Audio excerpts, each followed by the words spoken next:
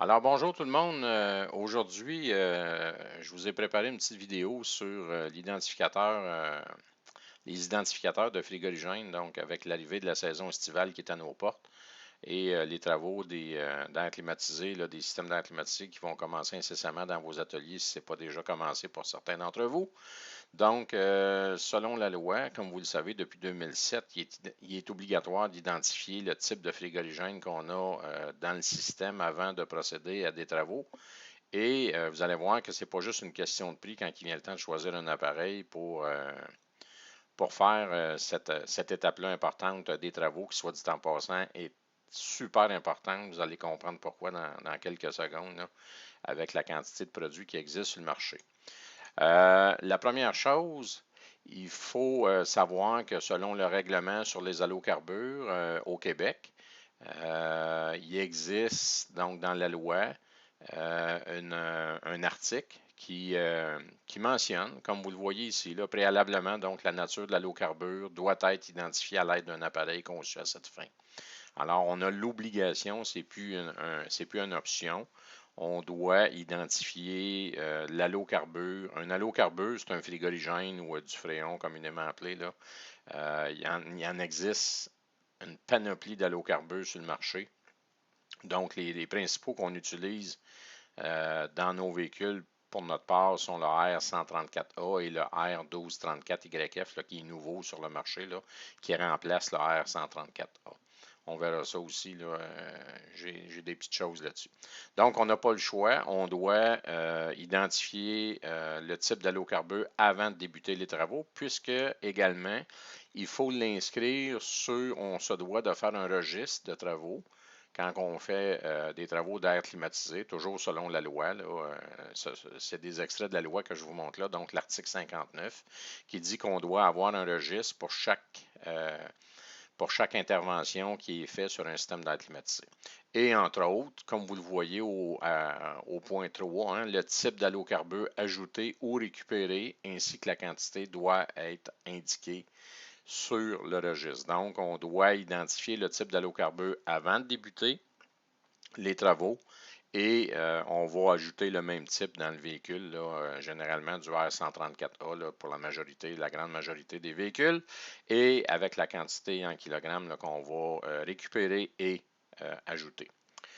Alors, ceci étant dit, avant de passer aux différents modèles d'identificateurs qui existent, il est quand même important de savoir,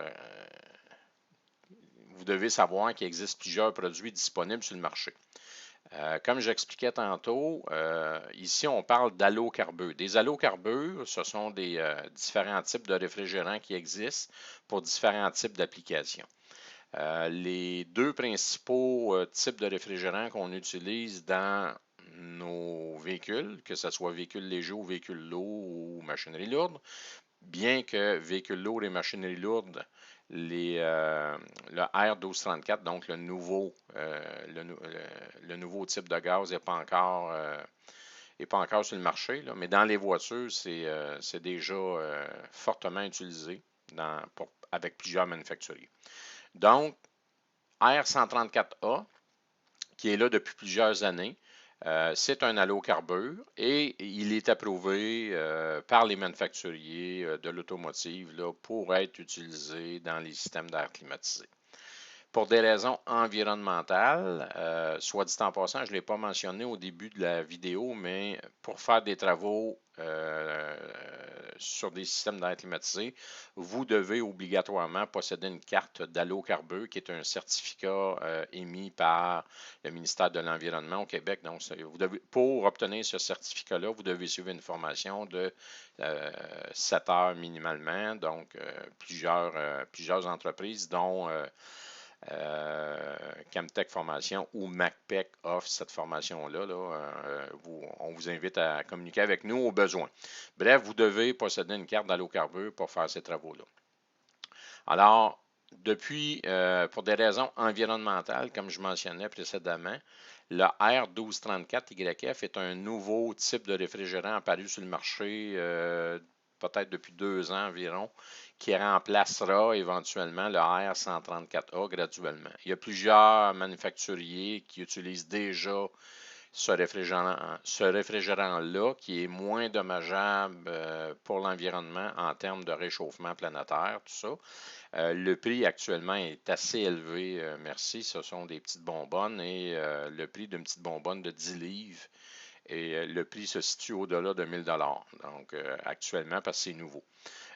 Pour le R134A, ben, ce sont des cylindres ou des bonbonnes de 30 livres sur le marché qui existent et ça vaut quelques centaines de dollars là, pour une bonbonne de 30 livres.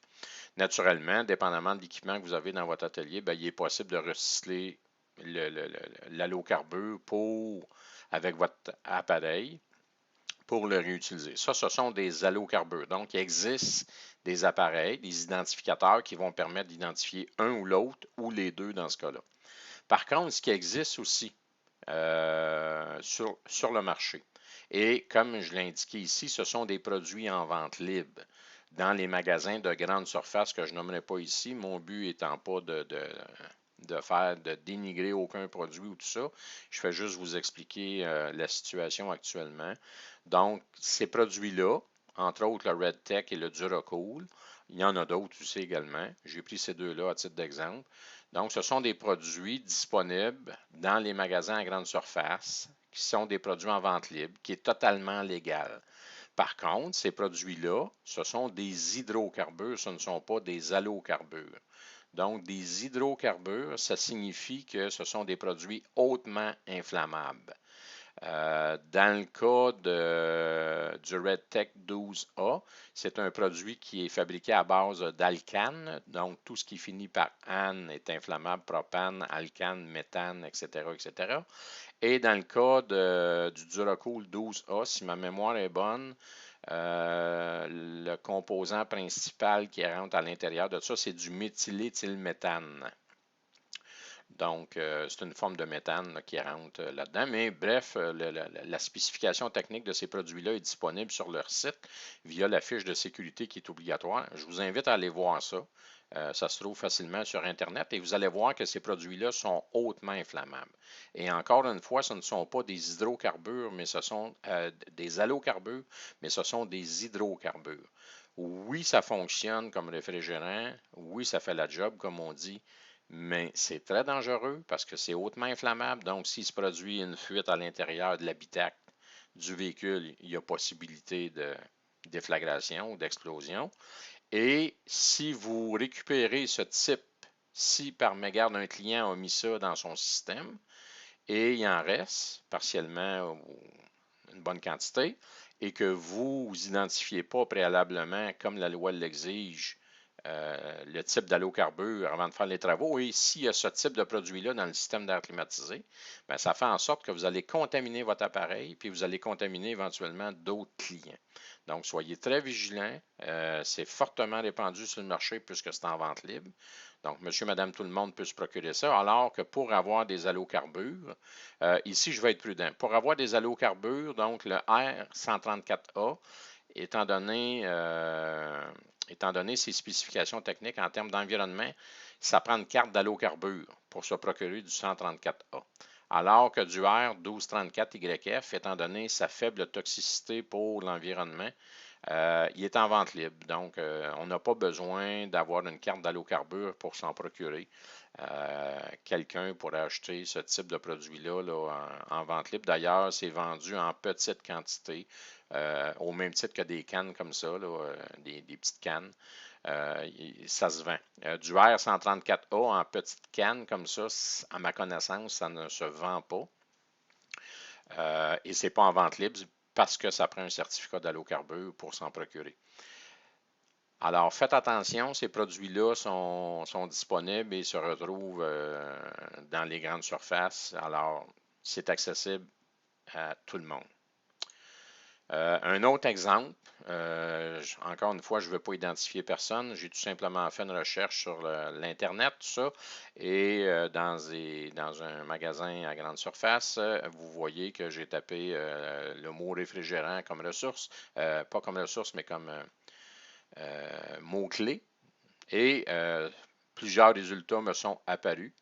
Donc, on voit du frigorigène 12A, là, c'est pas du R12, le R12 est banni, tout ça, mais vous voyez, je vais attirer votre attention sur le R290. C'est marqué fluide frigorigène R290 pour climatisation, mais du R290, pour votre information, c'est du propane. Le même propane, ben, le même. Sensiblement le même qui se retrouve dans votre bonbonne de barbecue, en tout cas assez pour créer des explosions. D'ailleurs, sur la canne, c'est marqué hautement inflammable. Je sais que pour certains, vous allez me dire c'est complètement ridicule, puisque d'un côté, on a une loi qui est super contraignante pour des allocarbures, puis d'un autre côté, ben, on vend ces produits-là en vente libre, mais je vous rappelle que ces produits-là ne sont pas des allocarbures, mais bien des hydrocarbures. Et il n'y a pas un manufacturier, ce qui est important de mentionner ici, il n'y a pas un manufacturier qui autorise l'emploi de ces produits-là dans les systèmes d'air climatisé des véhicules, que ce soit véhicules automobiles, camions lourds, machinerie lourde, etc. Dès que vous mettez ça, la garantie est annulée, il va de soi, c'est sûr, mais en plus, c'est dangereux, c'est pas sécuritaire et il y a risque de contamination, là, de contamination. Donc, pour identifier le frigorigène, vous devez utiliser un appareil conçu à cette fin. Il existe plusieurs modèles. Aujourd'hui, je vous en présente deux modèles parce que souvent le débat est là-dessus et souvent on s'arrête à une question de prix, hein. C'est normal. Aujourd'hui, c'est difficile de faire de l'argent, l'équipement coûte cher, etc., etc. Donc, le premier modèle qui existe de base, on l'appelle le Mini ID, disponible par plusieurs manufacturiers, là, que ce soit, pour ne pas les nommer, Yellow Jacket, Master Cool, Robinair, Neutronic, etc., etc. Je vous invite à magasiner, il y en existe une panoplie. Par contre, ici, ce qui est indiqué, hein, êtes-vous certain de votre choix? Puisque c'est un appareil qui coûte environ, je vais dire un chiffre, là, mais prenez pas ça pour acquis dans le sens où c'est ce prix-là vraiment, mais on tourne alentour de plus ou moins 1000 ici. Peut-être un peu plus, peut-être un peu moins, là, dépendamment de votre fournisseur, tout ça. Mais par contre, on parle d'un prix approximatif de 1000 Alors, ce modèle d'identificateur-là, bon marché, n'est peut-être pas le meilleur choix pour vous et je vous explique pourquoi. La première chose, c'est que ce modèle-là, on l'appelle le modèle Pass or Fail. C'est-à-dire que lorsque vous identifiez un allocarbure, comme vous le voyez ici en haut, il y a deux possibilités. C'est soit que le test va être pass ou soit que le test va être fail. C'est-à-dire que si le système est rempli uniquement avec du R134A pur, ben, probablement que l'appareil va analyser ça et va vous marquer pass.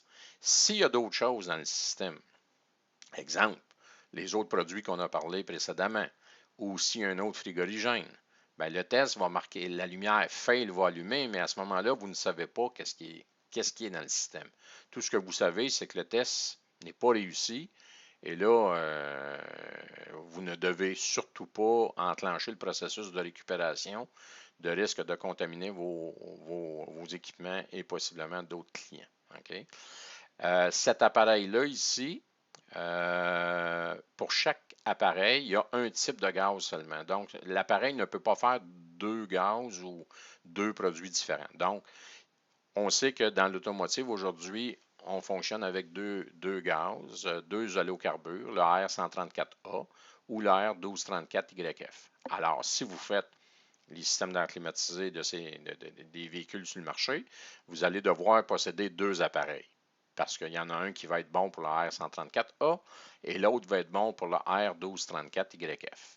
Alors, si on parlait tantôt d'un prix de 1000 l'unité, automatiquement, ben, vous devez doubler. Puis celui, le 1234YF, est plus dispendieux un peu parce qu'il est nouveau sur le marché.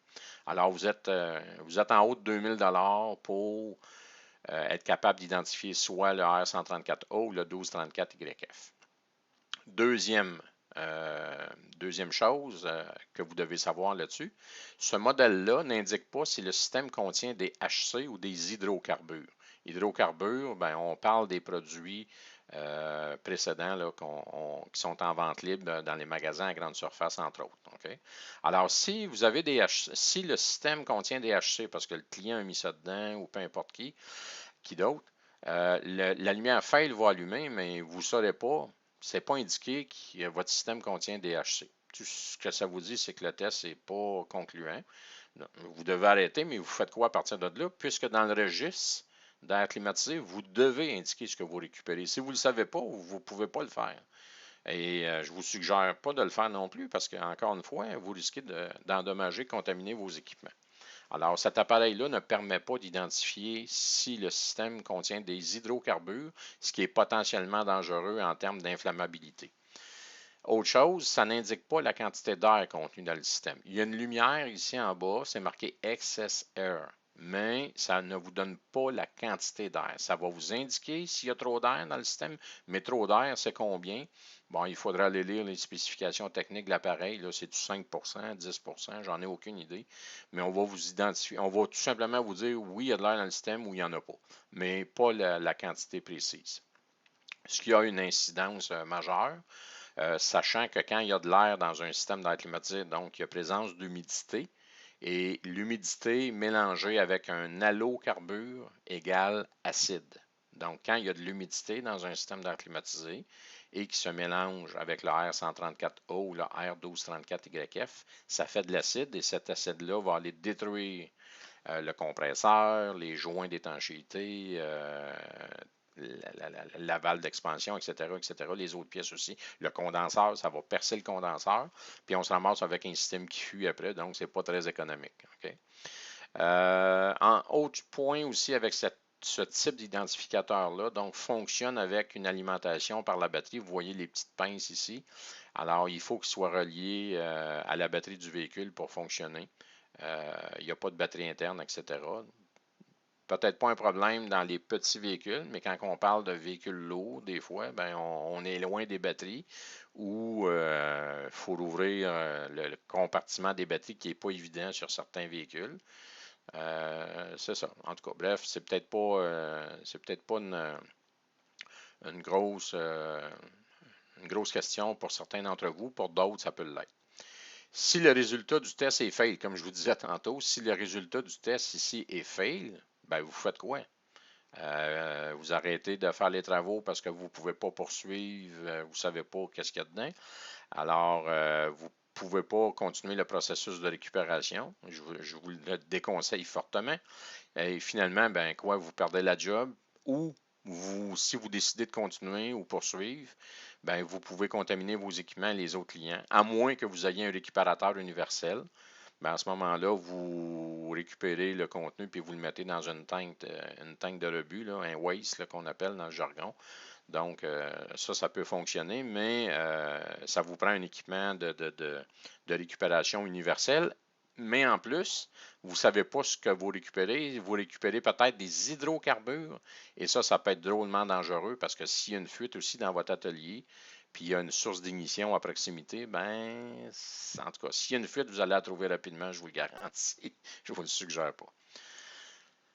L'autre type d'identificateur qui existe sur le marché, ben, c'est un identificateur plus complet. Vous le voyez ici, j'en ai mis un. Là, il y en existe une panoplie encore, les mêmes fabricants, là, Masterco, Neutronic, Robinair en font d'excellents.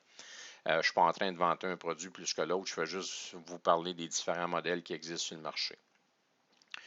À mon avis, c'est un bon investissement. Oui, c'est plus cher à l'achat, mais par contre, c'est un bon investissement que je vous suggère fortement et je vous recommande de faire. Pourquoi? Ben, la première chose que vous devez savoir, c'est qu'un appareil comme ça ici, ben, généralement, sont compatibles avec le R12, le R134A et le 1234YF, les nouveaux modèles récents. Auparavant, on avait des identificateurs qui faisaient le R12 et le R134, mais maintenant, depuis l'apparition du R1234YF sur le marché, il y a 2 ou 3 ans, ben, les nouveaux appareils le font. Alors, vous avez besoin de seulement un appareil pour faire ces deux gaz-là ou ces deux allocarbures-là. Okay? Quand on parle de prix, soit dit en passant, on marque plus dispendieux. On parle généralement de 2500 $ approximativement. Souvenez-vous que l'autre identificateur précédemment, ben, ça en prend deux à 1000 $ chaque. On est à 2000, puis 2000 et plus un peu. Celui-là, on est à 2500 plus ou moins. Alors, c'est sensiblement le même prix là, à peu de choses près. Ça permet, un appareil de ce type-là va vous permettre de déterminer si le système est rempli avec un blend qu'on appelle aussi. Il existe d'autres produits sur le marché. Ceux qui font du reefer utilisent des gaz de la série 400, 410, 406, etc. Donc, ce sont des blends qu'on appelle et certaines personnes ou certains ateliers, malheureusement, vont remplir des systèmes d'air climatisé avec ces produits-là qui sont disponibles. Alors, si jamais c'était le cas, ben, un appareil comme ça va vous permettre d'identifier s'il y a un blend parce qu'il y a la capacité d'identifier du R12 puis du R22. Et souvent, dans les blends, ben, on utilise du R22 comme gaz. Pas du R12, là, mais du R22. Cet appareil-là va vous permettre de savoir si le système contient DHC. Il va vous l'indiquer. Donc, l'autre appareil, tout ce qu'il va faire, c'est qu'il va vous dire fail, tandis que cet appareil-là, ce qui va vous marquer, c'est attention, présence de HC détecté dans le système. À ce moment-là, quand il vous marque ça, ben, vous savez instantanément qu'il y a un produit autre que du R134A ou du 1234YF qui a été mis dans le système. Et ça, c'est un enjeu majeur étant donné la vente libre de certains produits, comme on a vu précédemment. Alors, cet appareil-là va vous dire HC detected ou HC détecté dans le système. Il va vous afficher également le pourcentage d'air dans le système. À ce moment-là, c'est une façon de rentabiliser votre appareil. Pourquoi? Parce que vous devez savoir que si un système d'air climatisé contient plus que 3% d'air, ben, vous devez de remplacer le dryer, le receiver dryer ou l'assècheur ou l'accumulateur, peu importe. Donc, ici, c'est une façon de rentabiliser puisque vous faites un test, vous n'avez pas le choix, vous faites un test d'identification. Bien que généralement, je recommande fortement de changer le dryer à toutes les interventions là, pour protéger le système. On sait que ça fait de l'acide quand il y a de l'eau ou de l'humidité mélangée dans le système. Et le fait de remplacer le dryer, ben, il y a un dessicant à l'intérieur. Donc, l'emploi d'un dessicant, c'est pour enlever l'humidité dans le système. Ça vous permet aussi, un appareil comme ça, dans certains cas, d'imprimer. Je dis dans certains cas parce que ce ne sont pas tous les modèles qui ont l'imprimante intégrée, mais certains l'ont. Alors, si vous l'avez, ben, ça permet d'intégrer le résultat et de l'annexer à votre BT ou d'en remettre une copie à votre client tout simplement en lui montrant qu'est-ce qu'il y avait dans le système puis avec quoi vous l'avez rempli, etc., etc. Et finalement, ce type d'appareil-là ben, fonctionne avec une batterie lithium-ion rechargeable. Alors, pas besoin d'alimentation électrique de la batterie requise. C'est pas négligeable. Sur un véhicule lourd, à ce moment-là, ben, on se branche directement. L'appareil est autonome. On n'a pas besoin d'alimentation électrique. Je peux même aller faire le test à l'extérieur ou peu importe où. Là, même l'autre aussi. L'autre appareil, en me branchant ses batteries du véhicule, je peux faire le test à l'extérieur. Mais disons que cet appareil-là est plus versatile et plus... vous avez plus d'autonomie, disons, avec ce type d'appareil-là, à mon humble avis. Tout ça. Alors, côté prix, comme je disais, on parle plus ou moins de 2500 considérant que pour l'autre modèle de base, ben, vous allez en avoir besoin de deux modèles et que celui-là fait les deux. Alors, je considère que c'est un bon investissement puisque ça vous donne de nombreux avantages, comme vous le voyez ici, là, tout ça. Si jamais vous avez des questions suite à cette petite vidéo-là, je vous invite à laisser un commentaire au bas du vidéo sur YouTube et ça me fera plaisir de répondre à vos commentaires et éventuellement rentrer en communication avec vous au besoin. Finalement, ben, pour garantir vos travaux, alors vous êtes des professionnels de l'industrie, vous faites les choses selon les règles de l'art, vous remplissez le registre, tout ça, vous utilisez du R134A ou du 1234YF. Alors, une fois que vos travaux sont faits, que vous avez réparé le problème, tout ça, vous avez rempli le système avec la bonne quantité, le système fonctionne bien, etc., etc., je vous suggère fortement, fortement d'employer ce type de produit-là, qui est assez rare sur le marché. J'en connais pas beaucoup qui font ça. C'est pour ça que j'ai mis la compagnie ici, le Tracer Line, le numéro TP31. Ce sont des bouchons tie wrap qu'on met par-dessus les ports de service. Et comme vous le voyez, là, il y a des numéros de série qui existent sur ces bouchons-là. Ce sont des numéros de série aléatoires qui sont dans le sac, là. Ça se vend en sac de 10. Alors, à ce moment-là, vous mettez ces capes-là par-dessus les ports de service avec les bouchons préalablement en place, naturellement, pour éviter les fuites. Et vous ajoutez, hein, je vous suggère fortement d'ajouter les numéros de série qui se retrouvent sur ces bouchons-là directement sur votre registre des travaux. Il n'y a rien qui vous empêche d'ajouter ça. Puis à ce moment-là, ben, ça vient garantir que c'est votre job à vous. Alors, si le client revient 6 mois, 1 an plus tard, et vous dit, ben écoute, mon système ne fonctionne plus, ou il est refroidi passé, ou etc., etc., mais à ce moment-là, vous êtes en mesure de confirmer que personne n'a touché à ça, que le système théoriquement ne devrait pas être contaminé. Le fait d'utiliser, soit dit en passant, ces bouchons-là ne vous exempte pas de faire un test d'identification là, en prenant pour acquis que c'est votre job, tout ça. Non, non, non. Vous devez faire le test d'identification quand même et je vous suggère fortement de le faire. Vous vous protégez, vous et vos équipements et vos clients. Mais par contre, ça vient enlever un risque de contamination là, par des produits autres qui existent sur le marché. C'est pas très dispendieux, là, ça vaut environ $1, $1,50 du bouchon comme ça. Là, donc, ça vaut vraiment la dépense. Et encore une fois, ben, vous ajoutez les numéros de série sur votre registre des travaux. À ce moment-là, vous avez une traçabilité de votre job, de votre bon travail, etc., etc. Alors, c'était une petite présentation que j'avais le goût de vous partager sur l'identificateur, les identificateurs de frigorigène. J'espère que la vidéo vous a plu. Si vous avez des commentaires, je vous invite à laisser un commentaire au bas du vidéo et cliquez sur abonner si vous voulez recevoir d'autres vidéos incessamment.